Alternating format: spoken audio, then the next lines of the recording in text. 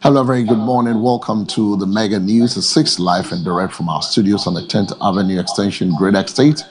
And welcome to a beautiful Thursday morning. But first, the headlines. Ofori-Atta released from U.S. ICE detention center. In business, Africa must rethink borrowing. Innovative bond instruments crucial. Seth Tekwe. And on the international front, Iran's IRGC warns of regret-inducing response if attacks on Lebanon continue.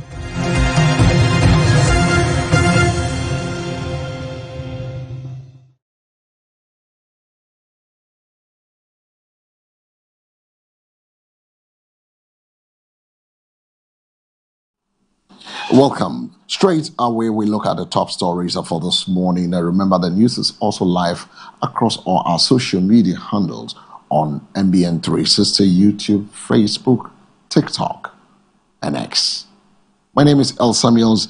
Ghana's former Minister of Finance, Ken Ofori-Atta, has been released by the U.S. Immigration Customs Enforcement, ICE, following issues related to his immigration status.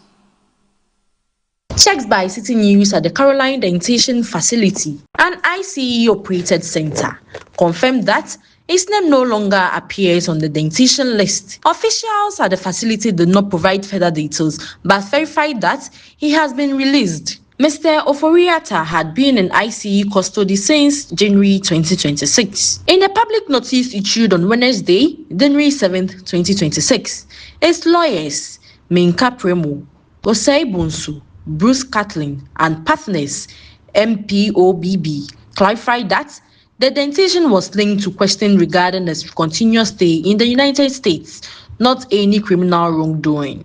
Despite his release, Mr. Ofori-Atta remains at the center of multiple legal challenges. He and 5 others are facing more than 70 criminal charges linked to ongoing corruption investigations. The cases include allegations that a contract awarded to Strategic Mobilization Limited, SML, resulted that in a financial loss of more than 1.4 million Ghana cedis to the state. The government of Ghana formally submitted an extradition request to the United States in February 2026, seeking its return. U.S. authorities have since confirmed receipt of the request. Mr. Ofori-Atta was expected to reappear before the Nadale Immigration Court in Virginia on April 27th, after earlier proceedings relating to his immigration status were adjourned. He first appeared before court in January during a virtual hearing presided over the judge, David Gaji. The session focused on a bond redetermination and an initial review of the case.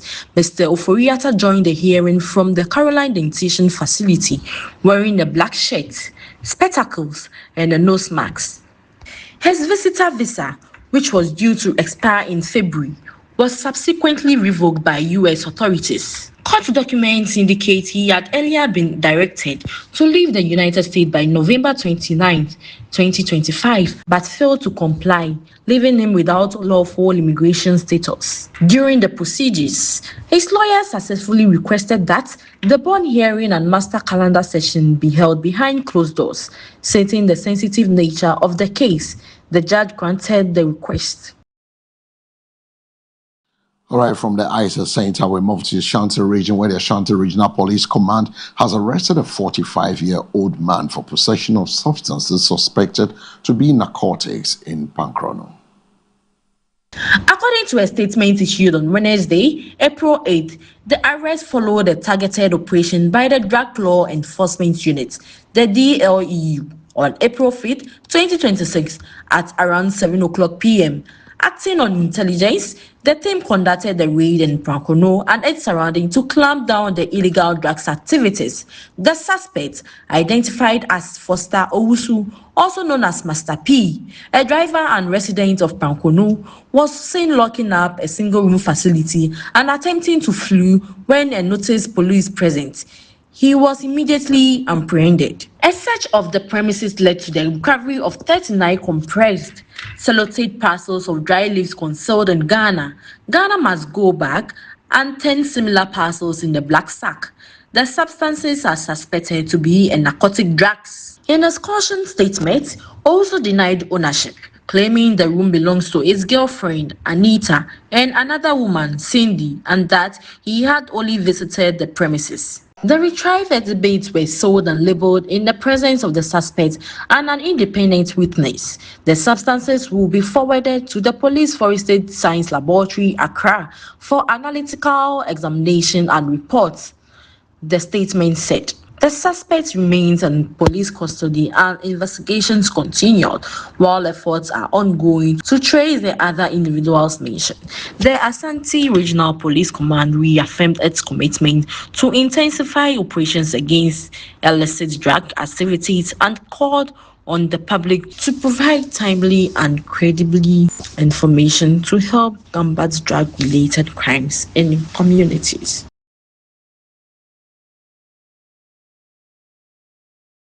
Away from Pankrono, the New Patriotic Party, the NPP, has called on government to provide urgent support for traders affected by the ongoing demolition exercise at the Kaswa Old Market. The exercise, being carried out by the Awutu Sena Ex-Municipal Assembly as part of a redevelopment project, has displaced hundreds of traders, leaving many in distress. Addressing the press conference on Wednesday, April 8th, the Awutu Sena Constituency Secretary of the NPP, Michael Andy, said most of the affected traders depend on loans from microfinance institutions and banks and risk defaulting due to the disruption of their businesses. Most of these petty traders have taken loans from microfinance and rural banks within the municipality.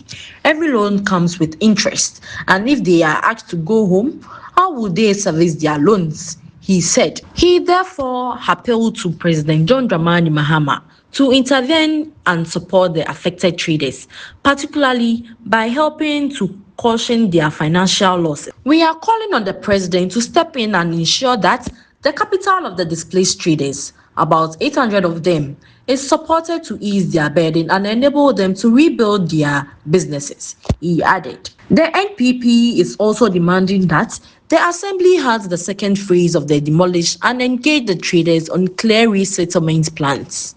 The party further warned that it could take action against the project in the future if authorities fail to address the concerns raised. Most of these petty traders deals in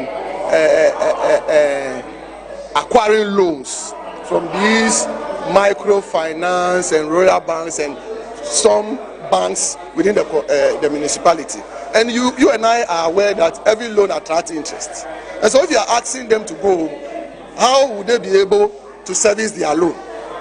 That is why we are calling on the President, His Excellency John Dramani Mahama, to intervene in this situation and ensure that at least the capital of these displaced 800 petty traders are being met halfway, so that it eases their discomfort and allow them to put their pieces together and start afresh. That is all that we are asking. Compensation is very important in this particular demolition exercise.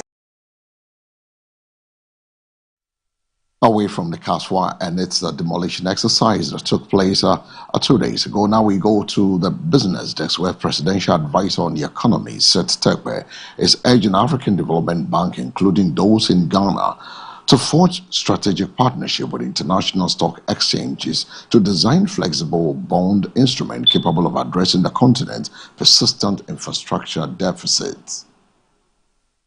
His call comes as the government resumes domestic bond issuance following the 2022 debates default, signaling renewed efforts to stabilize the economic and broaden financial options. Speaking on behalf of President John Dramani Mahama at the 24th Annual General Meeting of the ECOWAS Bank for Investment and Development, EBID, held in Accra, Mr. Terkper stressed that such collaborations could unlock new funding avenues and support the creation of innovation financial instruments tailored to Africans' unique economic realities. I believe we can follow the path of emerging market economics, many of which were once in similar conditions, which have merged borrowing by keeping it within tight limits. As we advance development across our countries, We must also strengthen banking system and data frameworks, particularly in addressing loan defaults and repaying challenges.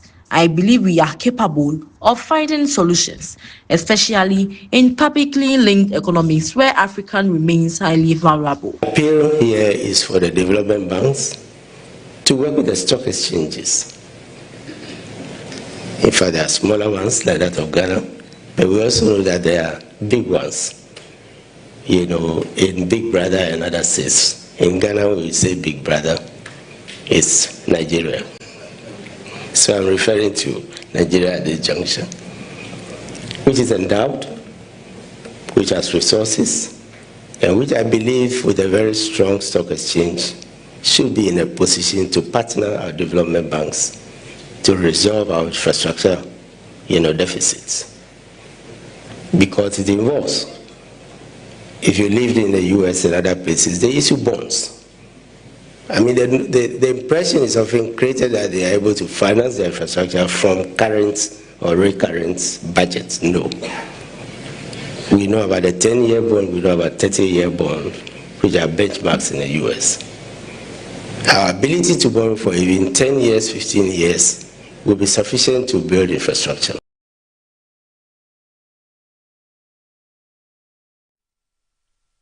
Away from the business desk, we turn our attention to the international front, where Iranian Revolutionary Guard Corps has said it will deliver a regret-inducing response if strikes against Lebanon are not ended immediately, State Broadcaster Islamic Republic of Iran Broadcasting, IRIB, reports.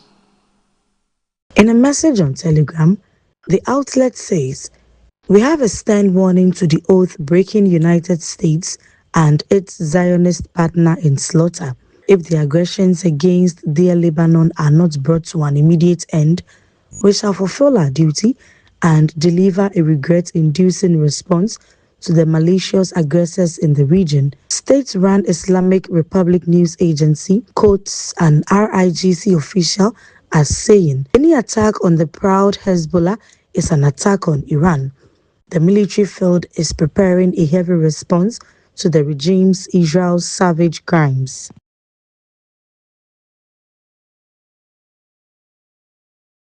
And that brings us to the end of this morning's Mega News 6. But we move straight to the Weather Center, bringing you the weather update in association with the Ghana Meteorological Agency, the 24-hour impactful weather. Stay with us.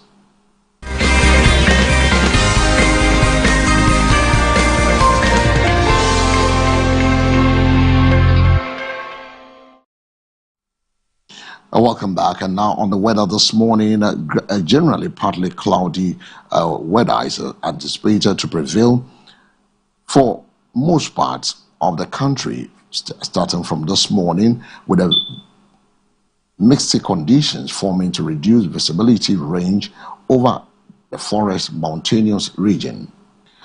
But fair and also mostly sunny conditions are expected to be predominant across all the sections throughout the day, and advances into the afternoon. There is a possibility of isolated thunderstorms with rain over portions of the coastline, the middle transition in the northern sectors from late afternoon into the evening hours.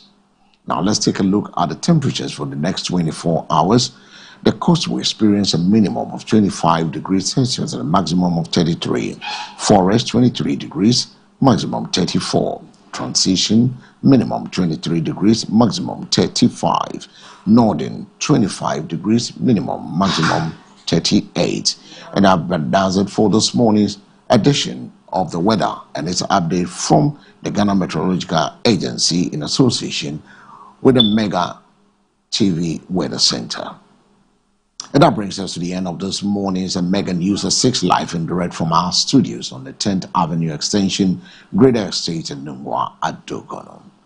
But before I take a leave of you, let's take a second look at the stories making headlines. Oforiatta released from U.S. ICE detention center. In business, Africa must rethink borrowing. Innovative bond instruments crucial, Seth Tekwe. And on the international front, Iran's IRGC warns of regret-inducing response if attacks on Lebanon continue.